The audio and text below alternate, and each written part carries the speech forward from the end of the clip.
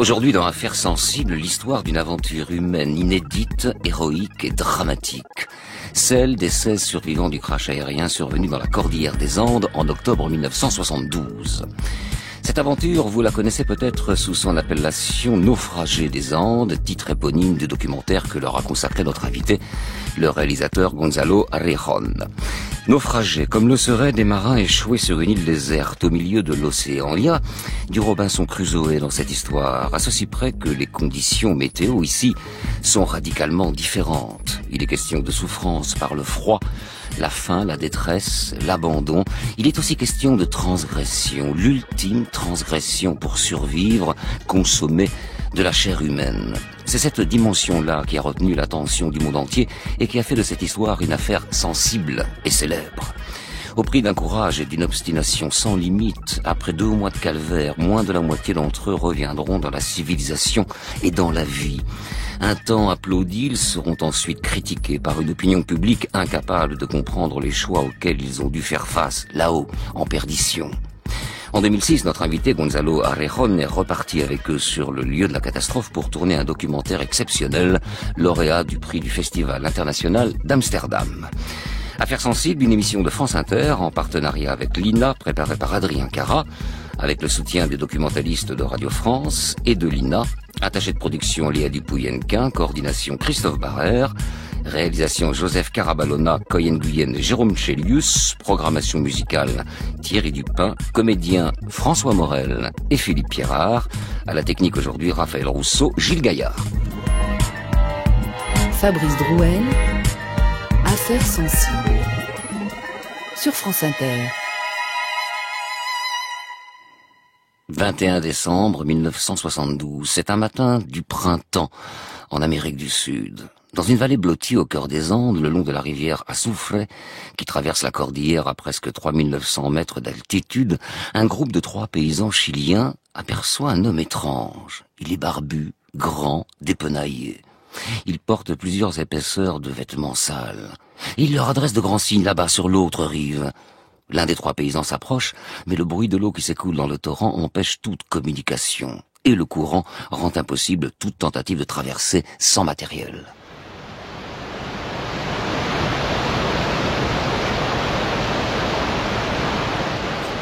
Après les échanges de signes, les 2 hommes conviennent de descendre de plusieurs centaines de mètres de part et d'autre des 2 rives pour se parler, en vain. Alors le paysan sort de sa poche un morceau de papier et un crayon, et il écrit quelques mots. « Qui êtes-vous ? Que voulez-vous » Il attache le précieux message autour d'une pierre, il l'envoie à cet homme étrange qui se trouve en face de lui. Quand l'inconnu le récupère, il s'assoit et commence à écrire frénétiquement pendant plusieurs minutes, scrutant du regard le paysan pour éviter qu'il ne parte. Il lui envoie son message. Le paysan déplie le papier et découvre. Je m'appelle Fernando Parrado. Je viens de l'avion qui est tombé dans les montagnes. Je suis uruguayen. Nous avons marché pendant 10 jours. J'ai un ami là-bas qui est mal en point. Dans l'avion, là-haut, il y a encore 14 personnes accidentées. Nous devons sortir d'ici rapidement et nous ne savons pas comment. Nous n'avons rien à manger, nous sommes épuisés. Savez-vous où nous sommes ? Je vous en prie, sauvez-nous, nous pouvons à peine marcher. À la lecture de ces mots, le paysan chilien reste ébahi. Cette histoire, celle d'un crash aérien d'un avion en provenance d'Uruguay avec à son bord 40 passagers, il en a entendu parler effectivement. Oh, vaguement, c'était il y a des mois. Et puis comme les recherches n'avaient rien donné, on a pensé que tous les occupants de l'appareil étaient morts et que la cordillère avait refermé sur elle le secret de cette tragédie qui s'était déroulée à ses sommets. Or, ce paysan est face à l'un des survivants de la catastrophe. Alors il lui adresse de grands signes à son tour, et le paysan, comme par réflexe, lui lance ce qu'il a sous la main, un bout de pain, autrement dit un trésor. Puis il tente de lui expliquer que quelqu'un d'autre va venir de l'autre côté de la rivière pour les aider, lui et ses camarades en détresse. Fernando Parrado se précipite vers son compagnon, affaibli, Roberto Canessa, qui l'attend un peu plus loin. Regarde ce que j'ai, du pain. Nous sommes sauvés. Oui, nous sommes sauvés. Tiens, on va prendre notre petit déjeuner. Non, mange-le. Je ne servi à rien, moi je ne le mérite pas. Alors, peut-être que tu ne le mérites pas, mais tu en as besoin, alors mange. Ouais. De toute ma vie, je n'ai jamais mangé un pain aussi bon. Ça fait tellement longtemps. Canessa, Oui. enfouis-le sous la pierre. Quoi? Tu le sais bien. Ce qui reste. Oui. On n'en a plus besoin maintenant. Nous sommes sauvés. Rado, regarde. Le berger là-bas. Oui. Sauvés, Canessa. Sauvés.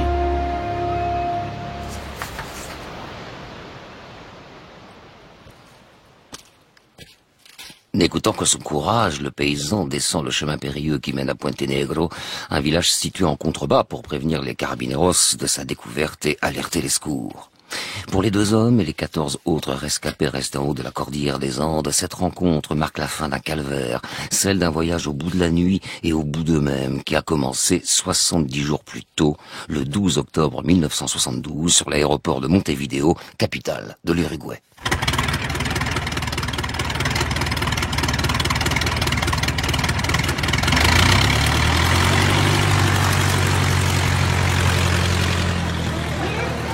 Vers 7h30 du matin, un groupe de voyageurs s'apprête à monter dans un petit avion bimoteur blanc aux couleurs de la force aérienne uruguayenne. L'appareil, un Fairchild 227, a été loué pour acheminer 40 personnes à Santiago du Chili, situé à près de 1000 km de là. La durée de vol est de 4 heures. Ensemble, bigarrés de petits, de grands, de jeunes et de moins jeunes voyageurs, le groupe de passagers, riant et bavardant, donne l'impression de vivre un jour de fête. Ils ont l'air heureux et insouciants. Il s'agit en fait de l'équipe de rugby des All Christians, une association sportive d'un collège des banlieues et de Montevideo, réputée pour être l'une des meilleures équipes du championnat local. Et c'est précisément pour y disputer quelques matchs que ces rugbymen partent au Chili. Pour l'occasion, ils sont accompagnés d'amis, de membres de leur famille ou d'autres personnes à qui ils ont vendu les dernières places dans l'avion afin que celui-ci soit plein et que le trajet soit moins onéreux. Parmi ces jeunes gens qui attendent avec une grande excitation l'heure du départ, il y a Roberto Canessa, un étudiant en médecine, membre de l'équipe de rugby. Il se souvient.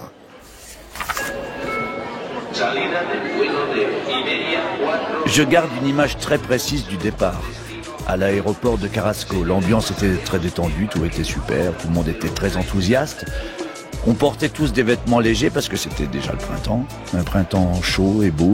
On était tous très excités à l'idée d'aller jouer au Chili. Nous étions comme 2 jeunes poulains qui découvrent la vie, qui bondissent un peu partout en pensant que le monde ressemble à la vallée où ils sont nés. Pour nous, ce voyage, c'était la grande récompense de la saison et puis c'était l'occasion de voir enfin la neige. À côté de l'avion, je me rappelle très bien que certains jouaient déjà à se lancer le ballon.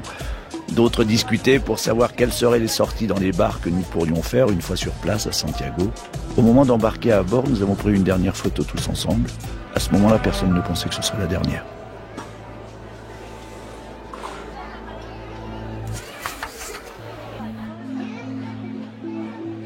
Au moment d'embarquer, c'est la cohue. On se bouscule, on rigole, on se lance des valises ou des sacs. Dans l'excitation et l'empressement, certains ne prennent même pas le temps de dire au revoir à leurs parents. Après tout, ils ne partent que pour 5 jours.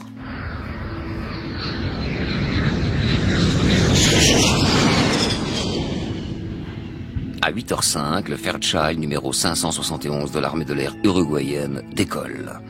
Aux commandes de l'avion, le colonel Julio César Ferradas, un homme qui a plus de 5000 heures de vol et 20 ans de métier. Pour ce voyage, il est assisté du lieutenant Dante Héctor Lagurara, moins expérimenté mais tout aussi compétent. L'appareil, quant à lui, est pour ainsi dire quasiment neuf et entretenu avec soin. De plus, ce vol ne présente pas de difficultés particulières, d'autant qu'en partant à 8h du matin, les pilotes espèrent atteindre les montagnes avant midi et éviter ainsi les turbulences provoquées par les vents cycloniques qui soufflent du Pacifique et qui se heurtent aux courants d'air chaud ou glacés qui, eux, viennent de l'autre côté. Là est le danger de survoler les Andes.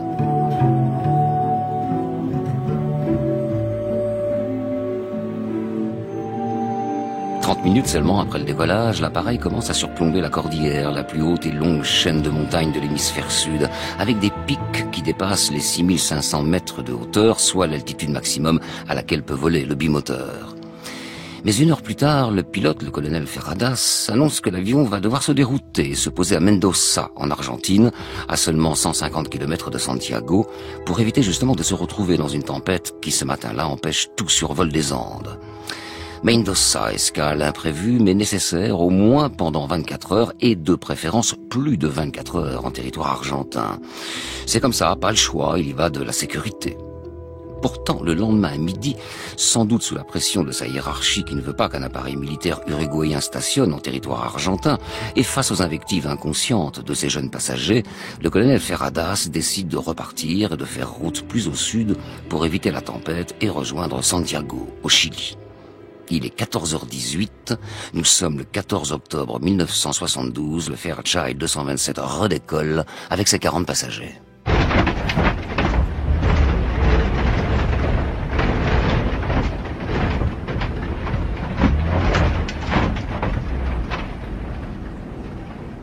Après presque 1h30 de vol, une joyeuse atmosphère de vacances règne dans la cabine.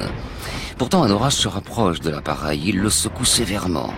Dans le cockpit, les deux pilotes sont inquiets, car malgré toutes les précautions qu'ils ont prises en se déroutant pour éviter le mauvais temps, l'avion entre très vite dans une nouvelle zone de turbulence. Et en l'espace de quelques minutes, la visibilité devient presque nulle. Les passagers, eux, continuent de blaguer et ne montrent aucun signe d'anxiété. Fernando Parrado, assis à l'arrière de l'appareil, raconte. J'étais assis plus loin dans l'avion. Ma sœur était devant, à côté de ma mère. Les garçons bavardaient, riaient, lisaient ou jouaient aux cartes ensemble. Certains essayaient même de faire tanguer l'avion en sautant d'un côté ou de l'autre. Pour beaucoup, ce voyage était le premier à bord d'un avion. On était tous remplis d'inconscience et surtout d'insouciance. Soudain, quelqu'un est sorti du cockpit et a dit « Messieurs, préparez-vous à danser un peu ». Tout le monde s'est alors mis à rigoler, puis l'avion a commencé à être secoué. On traversait des trous d'air. Après chaque passage, certains criaient « Olé !» signe que personne ne prenait vraiment ça au sérieux. Pour nous, on était comme dans un parc d'attractions où on était sûr de redescendre à la fin en bon état.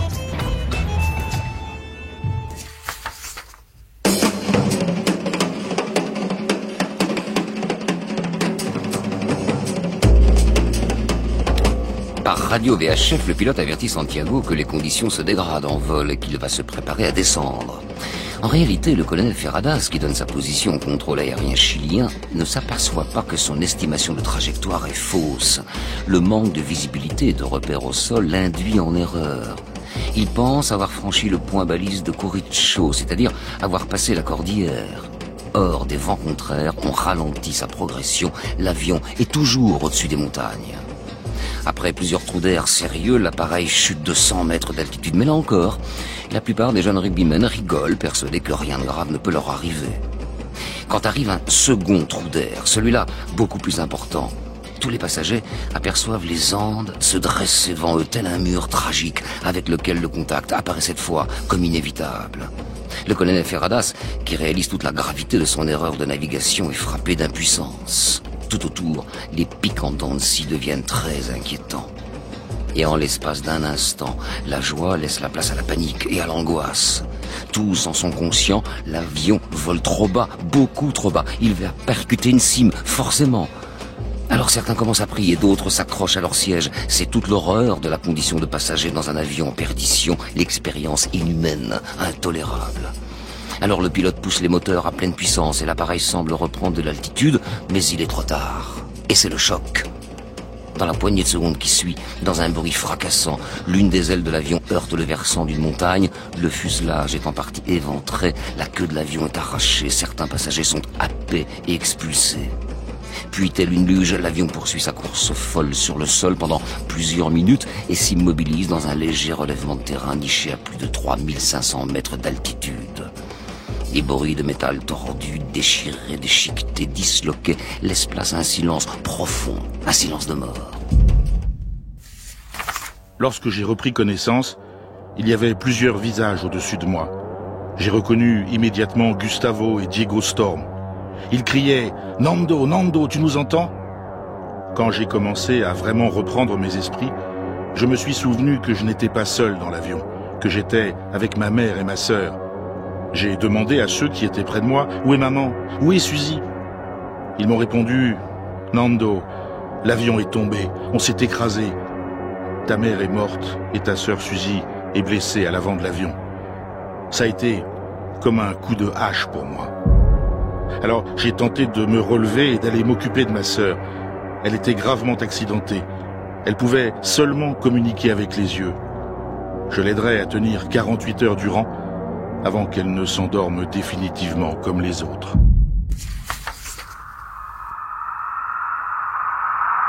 Essayant tant bien que mal de se relever, de sortir la tête de la carlingue, Fernando Parrado découvre l'univers qui va devenir pour nombre de ses camarades un tombeau.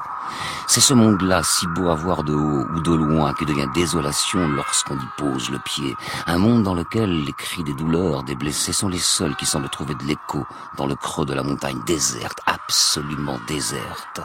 Chez les rescapés, c'est l'incompréhension et c'est immédiatement l'heure des questions existentielles. La violence du choc avait fait éclater l'avion de toutes parts. C'était tellement arbitraire. Pourquoi certains étaient déchiquetés, d'autres n'avaient qu'un œil au beurre noir? Toi oui, toi non. Comment fonctionne le destin? Selon quelle formule agit-il? Et sur quelle équation est fondée cette logique? Pourquoi toi et pas moi? Au début, la catastrophe ne concernait que les autres, ceux qui étaient blessés, ceux qui étaient morts. Moi, j'avais la chance d'être vivant. Ce n'était qu'une question d'heure avant qu'on vienne nous chercher. Des heures. En réalité, ce sera des semaines. Dans ce qui reste de l'avion, devenu cylindre métallique défoncé, sans ailes, sectionné au niveau de la queue, ceux qui le peuvent dégagent les sièges et les morceaux de tôle pour libérer ceux qui appellent à l'aide. Et là, ils découvrent des cadavres, leurs amis pour certains, leurs parents, leurs frères, leurs sœurs, 12 personnes au total pour qui la collision a été fatale. Lorsqu'ils arrivent à sortir, déneiger puis accéder au poste de pilotage, les jeunes étudiants rencontrent encore la mort.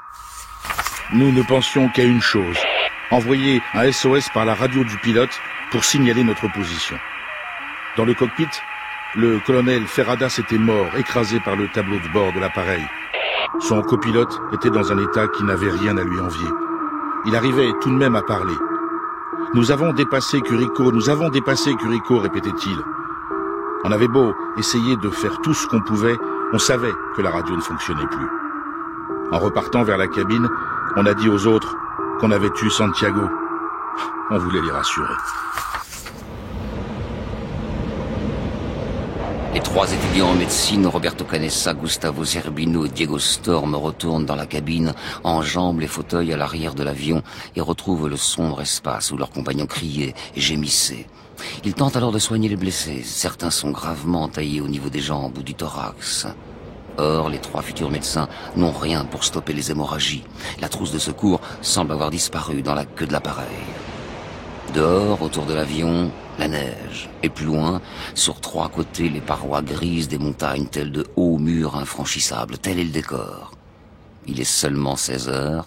La neige tombe, un vent violent souffle, le froid glacial s'installe, la nuit s'annonce longue.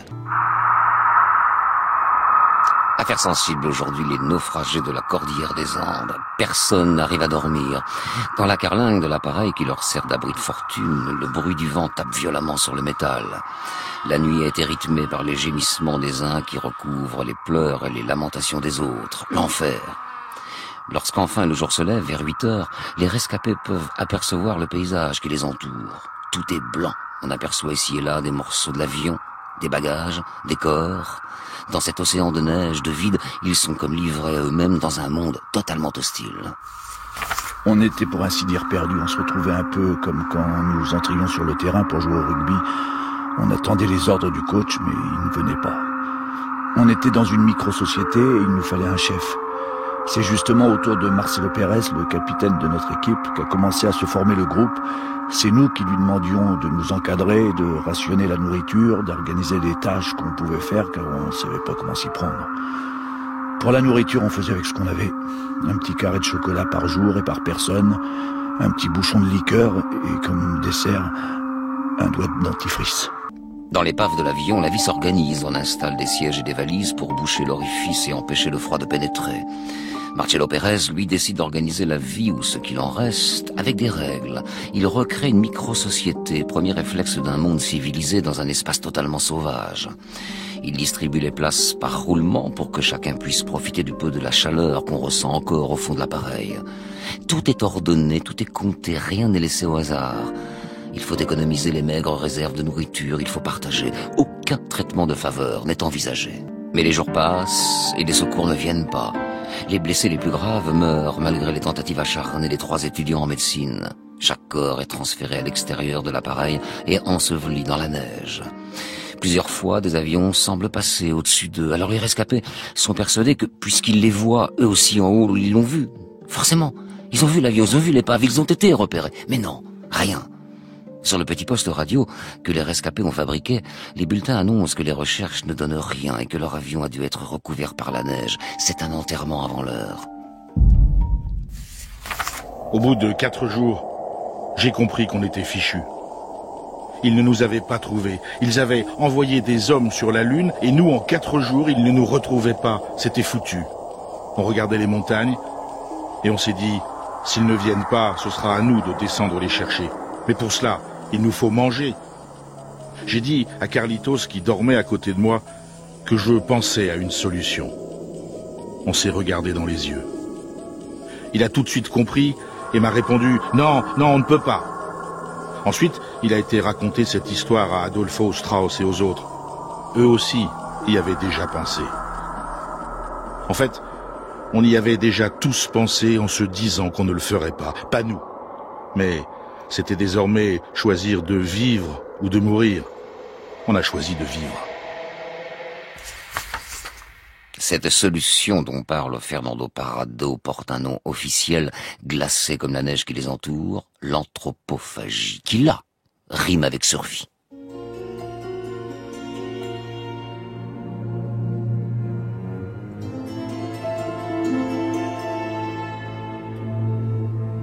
Sans nourriture, c'est la mort. Alors c'est la transgression fascinante dans tout ce que ce mot recouvre de sens tragique. Un soir, dans la carlingue de l'appareil, autour de Roberto Canessa et Fernando Parrado, une grande discussion anime les survivants. Face au manque total de nourriture, le corps d'une personne décédée, une source de protéines, peut-il et doit-il être considéré comme de la nourriture? Un grand silence s'empare des participants. En Uruguay, où la religion catholique, comme dans toute l'Amérique du Sud, a beaucoup d'influence dans la société, consommer une partie d'un corps humain est plus qu'une question taboue, c'est un sacrilège.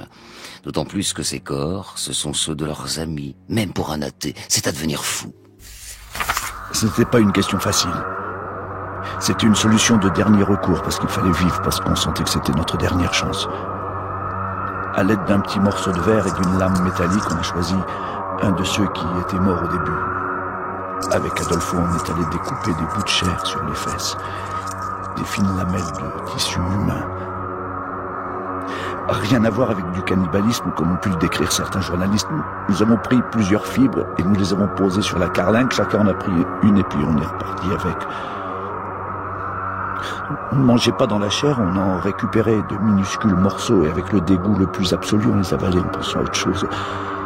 À ce moment-là, nous étions en train de faire un pas dans le vide, dans l'incertitude, dans une situation dont on ne savait si c'était une terrible sophistication de civilisation ou au contraire un retour au monde sauvage et primitif. L'acte est impensable, inimaginable, mais tous le commettent parce qu'ils veulent vivre. Qu'y a-t-il de plus humain? C'est grâce à leur radio de fortune que les naufragés apprennent ensemble la fin des recherches. Épouvantable coup de massue exprimé laconiquement sur les ondes en 3 phrases, comme l'énoncé d'une condamnation à mort. L'armée de l'air chilienne a décidé d'interrompre ses recherches à cause d'importantes chutes de neige. Il existe peu d'espoir de retrouver des survivants du crash aérien. L'avion s'est probablement crashé, puis a été recouvert par la neige. Point final, comme une extrême onction.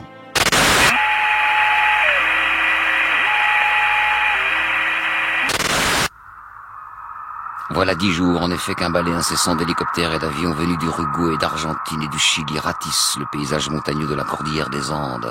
Des recherches qui se basent sur le dernier message radio du pilote à proximité de Curitiba, loin, bien loin, en réalité, de l'endroit où se trouvent les naufragés.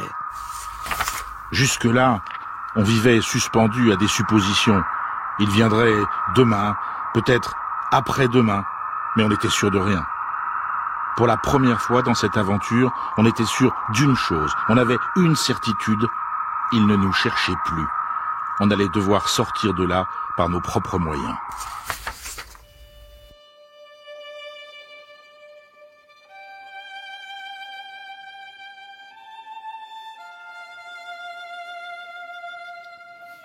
Le lendemain, une première expédition de 3 hommes les plus en forme part du campement pour grimper la montagne et tenter de retrouver la queue de l'avion dans laquelle se trouvent les batteries qui pourraient permettre de faire fonctionner la radio de l'appareil.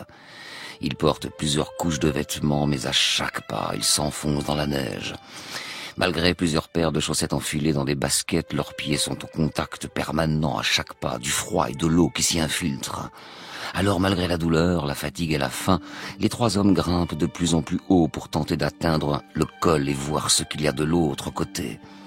L'épave de l'avion leur semble devenir de plus en plus petite pour finalement disparaître. Les heures passent, la nuit tombe. Au campement, leurs compagnons imaginent déjà le pire, car ils connaissent la rigueur du climat sur les cimes, ils en souffrent eux-mêmes. Alors leurs 3 amis qui vont devoir passer la nuit dehors, on ne donne pas très cher de leur peau. Pourtant, au petit matin, le trio a réussi par miracle à redescendre. Mais le bilan est catastrophique. L'un d'eux est quasiment aveugle, un autre semble avoir perdu plusieurs kilos, ils ont les mains et les pieds gelés. À leur retour, Roberto Canessa et Diego Storm, les étudiants en médecine, les examinent. Leur constat est sans appel. À ce moment-là, on s'est rendu compte que c'était du suicide d'escalader cette fichue montagne. Avant qu'ils partent, on savait que c'était très dangereux, mais on n'imaginait pas les revoir dans un aussi sale état. Leurs pieds étaient devenus noirs comme des morceaux de bois. Ils étaient éreintés, fatigués. Renvoyer quelqu'un d'autre comme ça serait le condamner à mourir ou revenir dans les mêmes conditions. On a compris grâce à Pedro, qui avait vécu quelque temps en montagne, que nous aurions de bien meilleures chances d'attendre le début du printemps austral vers la fin du mois de novembre. Mais comment allions-nous survivre pendant plus d'1 mois jusque-là ? Cette déconnexion de la civilisation rend la vie des survivants très primitive. Dormir, manger, tenter de s'occuper. Ils font face au désespoir, à l'anxiété. Pourtant, alors que tout peut très vite basculer dans le chaos, ils restent tous parfaitement organisés derrière leur capitaine et chef unanimement proclamé, Marcelo Pérez. Ce dernier organise équitablement les tâches pour que chaque jour, chacun ait quelque chose à faire et puisse se rendre utile pour le groupe. Pour les frères Strauch, Adolfo et Eduardo, par exemple, il s'agit de préparer les fins morceaux de chair humaine et d'en faire des portions équitables pour que chacun ait à manger. Et tous acceptent de se plier aux règles du groupe, montrant ce que l'homme peut avoir de meilleur en lui. Tous respectent à la lettre les consignes de partage et de solidarité. Ils ont, pense-t-il, plusieurs semaines à tenir avant le printemps qui leur permettra de traverser les cols pour rejoindre la vallée. Ils ne se doutent pas que la montagne va une nouvelle fois s'acharner sur eux.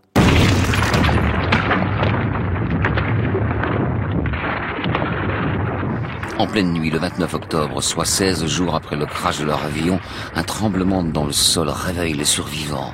Dans la carlingue de l'appareil, on commence à entendre un bruit étrange. Ce n'est que quelques instants plus tard, lorsqu'ils sont balayés par la neige glaciale, qu'ils comprennent que l'avion est pris dans une avalanche. En l'espace de quelques minutes, les restes de l'appareil sont remplis et recouverts par un épais manteau neigeux. Quand j'ai voulu bouger, j'étais comme pris dans du ciment. Impossible de pouvoir se dégager. On ne voyait rien. On ne comprenait pas ce qui se passait. À l'inverse, je commençais à ressentir comme une vague de plaisir, celui de savoir que j'allais enfin pouvoir quitter l'avion et mourir. Tout allait enfin s'arrêter. Puis, on m'a attrapé la main et j'ai compris que tout le monde n'était pas condamné, qu'il y avait des amis à l'air libre qui nous recherchaient. J'ai donc tout fait pour me dégager. Puis, enfin, une bouffée d'air fraîche. Là, j'ai compris que je n'étais pas mort, presque à regret, car je me retrouvais dans l'avion, toujours perdu dans les montagnes, comme si le cauchemar ne voulait pas s'arrêter et au contraire, recommençait de nouveau.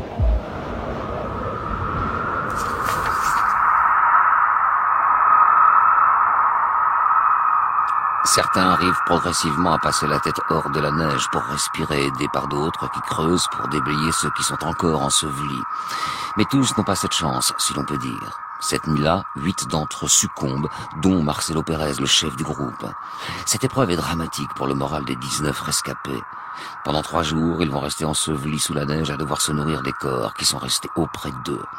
Une nouvelle fois, ils doivent repousser un peu plus loin les limites qu'ils se sont déjà fixées. Et cette fois, il n'est plus possible de découper une lamelle de chair humaine et la manger loin du regard des autres, car l'espace s'est rétréci avec cette avalanche.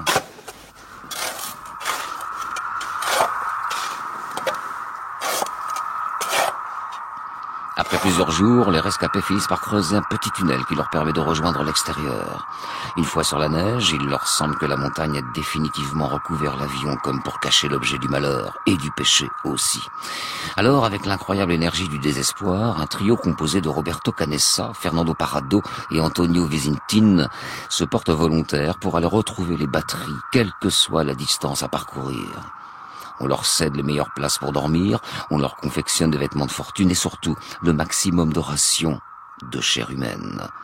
Quelques jours plus tard, leur audace paye, ils retrouvent la queue de l'avion et donc les fameuses batteries pour la radio. Nous avons fait une expédition de 8 jours dans la queue de l'avion. Grâce aux valises qui s'y trouvaient et à de la toile, nous avons pu faire des sacs de couchage. Nous avons tenté de faire marcher la radio, mais rien à faire, elle n'a jamais fonctionné. C'était pas une victoire, mais une belle avancée. De retour au campement, on s'est rendu compte que le temps nous était désormais compté. Les autres étaient très mal en point. Nous allions devoir tenter de descendre, quoi qu'il nous en coûte, les pentes montagneuses avant qu'il ne soit vraiment trop tard, et que nous n'ayons plus la force de le faire.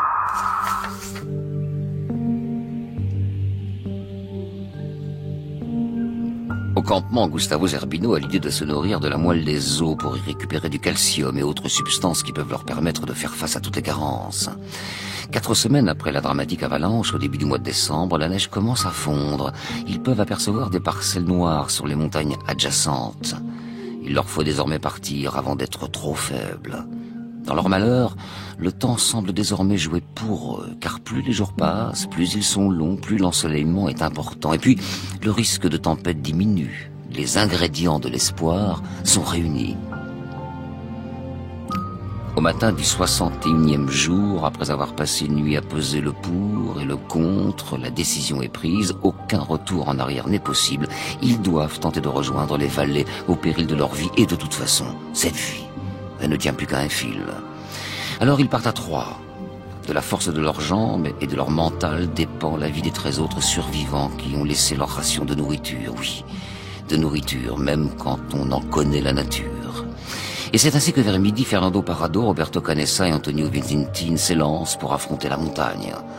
La fatigue et la malnutrition dont ils souffrent déjà depuis 2 mois rendent leur ascension plus dangereuse encore. Leurs amis, restés dans l'épave de l'avion, les regardent partir. Et s'ils ne revenaient pas? On imagine les pensées cruelles qui ont dû les torturer à ce moment précis. Le premier soir, après des heures d'errance, les 3 hommes réussissent à s'abriter, à se protéger du vent, leur pire ennemi. Alors pendant 3 jours, ils marchent de sommet en sommet qui tous leur réservent ce scénario infernal. Après une crête, une autre crête, indéfiniment, des montagnes et encore des montagnes. Mais où sont donc les vallées verdoyantes chiliennes? C'est à ce moment qu'Antonio Visintin décide d'abandonner et d'offrir à ses 2 compagnons sa part des rations alimentaires. Et il se laisse glisser jusqu'à l'avion qu'il atteindra quelques heures plus tard, à bout de force. Au campement, les survivants reprennent espoir quand Antonio leur explique que les 2 autres sont encore en vie et qu'ils continuent leur ascension. Malgré l'attente toujours plus dure, jour après jour, la paix et l'harmonie subsistent au sein du groupe. Quelle leçon! Plus loin et beaucoup plus haut dans les montagnes, Fernando Parrado et Roberto Canessa continuent leur marche. Ils se battent, ils ne désespèrent pas. Chaque pas les rapproche un peu plus du Chili, de la vie. Mais tous les 20 ou 25 mètres, ils doivent s'arrêter, reprendre leur souffle.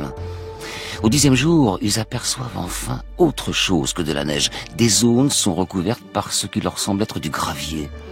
Ils commencent à redescendre pendant près d'une journée le long de la rivière Azufre, quand ils tombent nez à nez sur un petit sentier creusé apparemment par des animaux.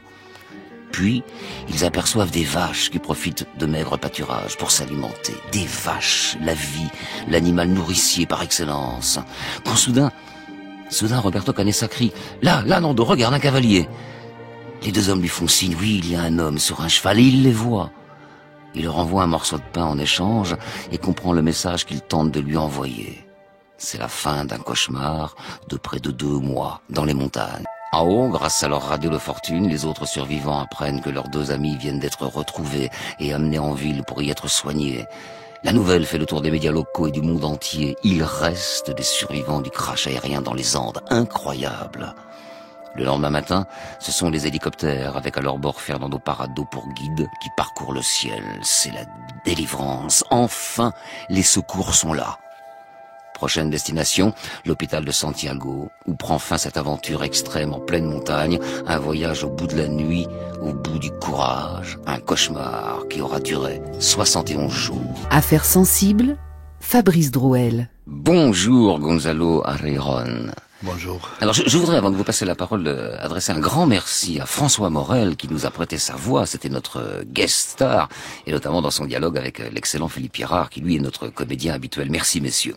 Alors vous connaissiez donc ces jeunes gens qui ont vécu cette histoire absolument incroyable, hein, et vous êtes reparti sur les lieux avec eux. Mais vous les connaissiez, vous étiez dans la même université. Alors, ils sont un petit peu. Moi, je suis uruguayen comme eux. J'ai grandi là-bas. Je suis un petit peu plus jeune qu'eux, donc je connaissais certains. Eux, ils allaient dans un collège UP de la banlieue de Montevideo, un collège irlandais catholique. Et d'ailleurs, ils jouaient au rugby, ce qui était surtout à l'époque un sport très élitiste en Uruguay. Et donc c'est vrai, c'était quand même une bande de fils à papa qui sont tombés, comme ils disent eux-mêmes, et en chemise Lacoste et mocassin et en pleine cordillère des Andes. Moi, je connaissais 2 ou 3 d'avant. Et Roberto Canessa, qui est un de mes meilleurs amis, Gustavo Sarvino aussi, et évidemment, comme tout Uruguayen, moi j'étais au lycée à l'époque, on a été totalement choqués à la nouvelle de la disparition de l'avion. Mais étonnamment, les familles n'ont jamais laissé de chercher. Il y a un père d'ailleurs, un peintre très connu là-bas, père d'un survivant, Carlos Paez Villaros, qui n'a jamais arrêté de chercher pendant le 72 jours. Donc il y avait une espèce de côté irrationnel, comme quoi, oui, des mères sentaient ça, mon fils est en vie, etc. Donc, face à toutes les évidences d'une disparition, d'une mort complète du groupe, et ben il y avait et moi j'ai été très sensible, comme tout Uruguayen, je pense, jeune de l'époque, et effectivement il y a eu cette fameuse conférence de presse juste avant Noël et 2072 et à leur retour où il y avait toute la presse mondiale, parce qu'il se trouve qu'ils sont tombés au Chili au moment où le gouvernement de Salvador Allende septembre 73. Voilà, était en train de se finir. Il y avait beaucoup de presse parce qu'on sentait les coups d'État, etc. Donc il y a eu tous les journalistes du monde qui sont allés à Montevideo pour écouter cette conférence de presse dans laquelle ils devaient dire finalement qu'est-ce qui s'était passé là-haut. Et ça a été un moment incroyable. Quand il a fallu qu'ils racontent la façon dont ils ont survécu en consommant de la chair humaine. Exactement. Est-ce que vous avez senti, vous, de la compréhension ou au contraire du jugement? Alors, et moi ce que je me rappelle, et d'ailleurs c'est dans mon film, au moment, en fait, au tout début, comme vous le disiez tout à l'heure dans le récit, on parlait de miracle. Voilà. Il y a 16 survivants. Exactement. Après 72 jours.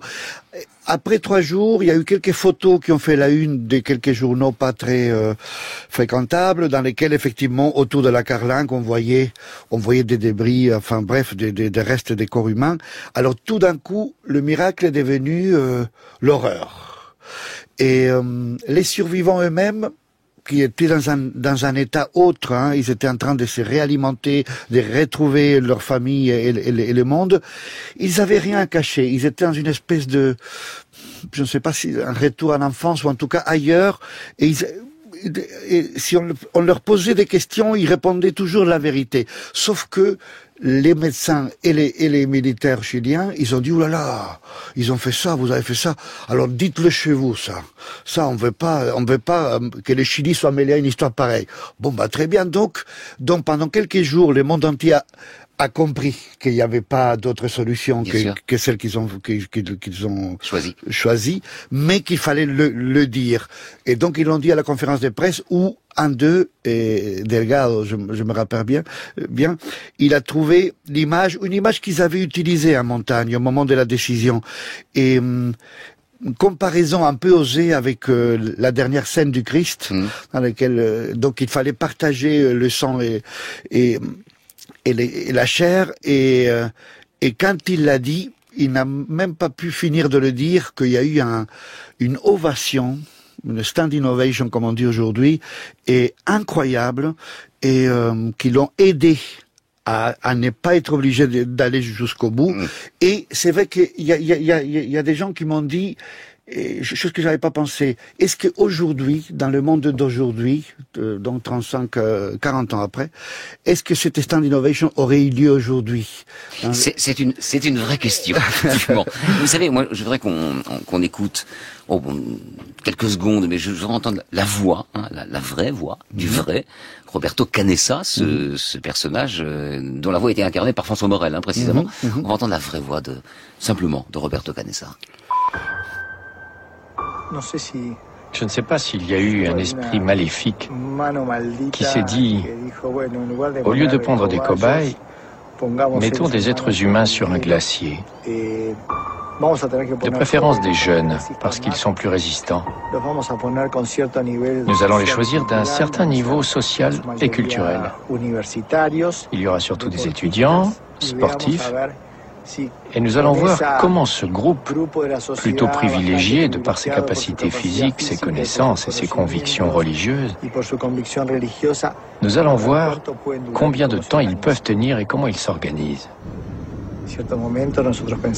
À un certain moment, on a cru qu'on allait devenir des sauvages et s'entretuer.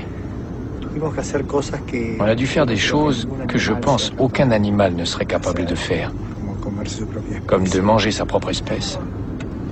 Nous avons dû nous humilier jusqu'aux limites de ce que l'être humain peut imaginer. Et oui, c'est la double peine, parce qu'il y a la souffrance physique, il y a l'angoisse. Il y a aussi l'accident d'avion qui est une horreur. Vivre un accident d'avion est une horreur absolue. C'est quadruple peine, et s'il faut en plus leur reprocher ce qu'ils ont fait. Et là, je trouve que sa défense, elle est sereine pour autant. Il n'y a pas de colère.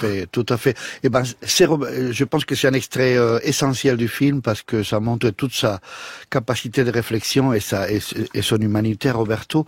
C'est lui qui m'a inspiré ce film. Et c'est vraiment quelqu'un qui a travaillé toujours depuis l'accident. Ce qui m'impressionnait chez lui, où on est devenu de plus en plus proches. Et avec les années, je voyais comment avec ses enfants, les sujets de la cordillère étaient toujours présents.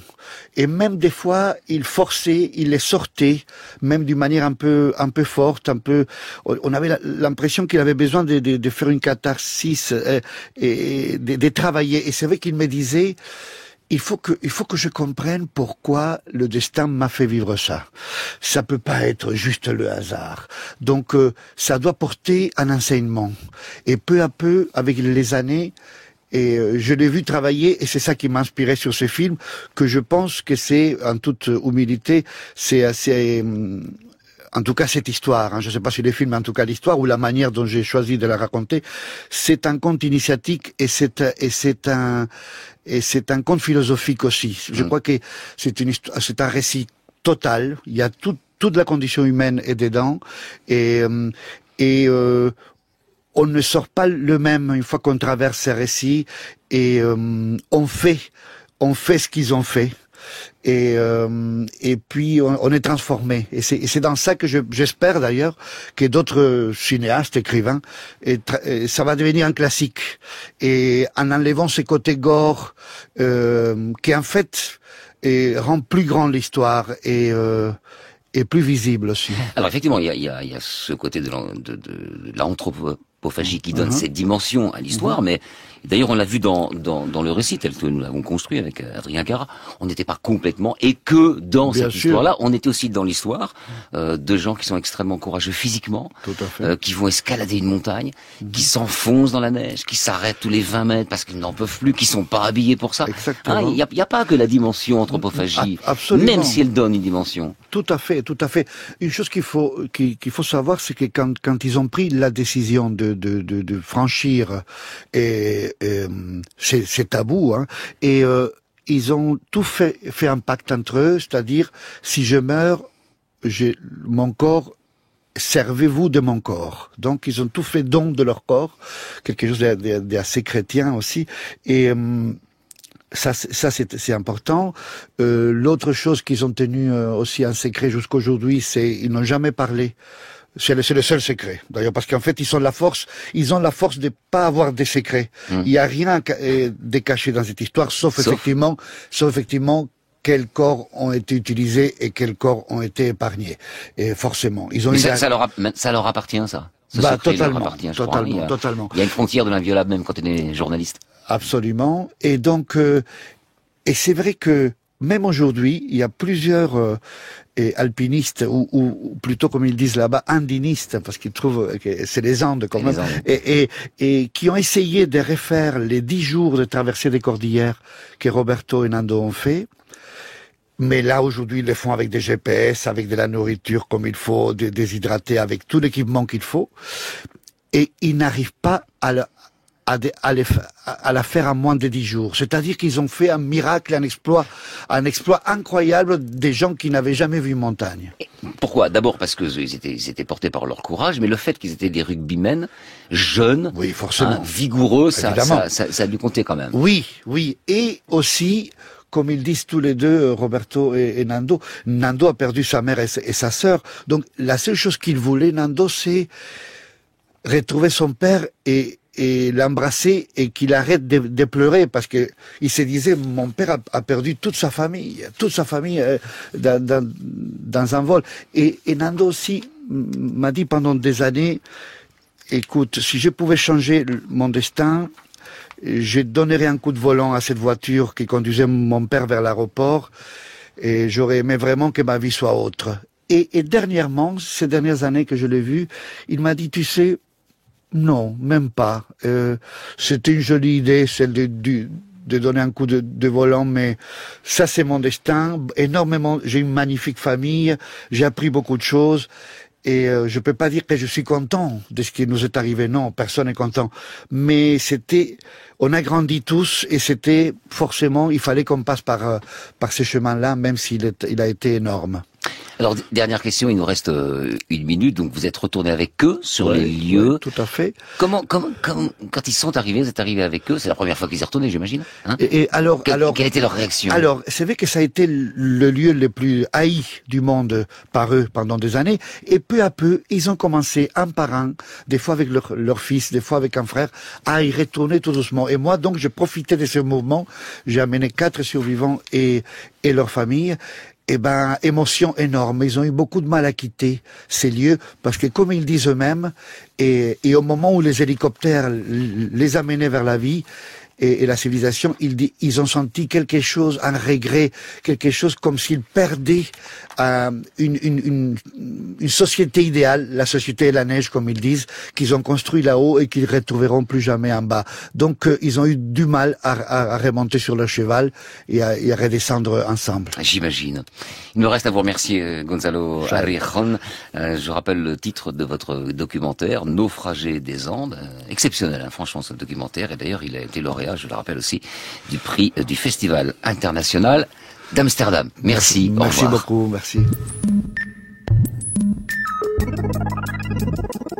C'était Affaires sensibles aujourd'hui, les survivants de la Cordillère des Andes.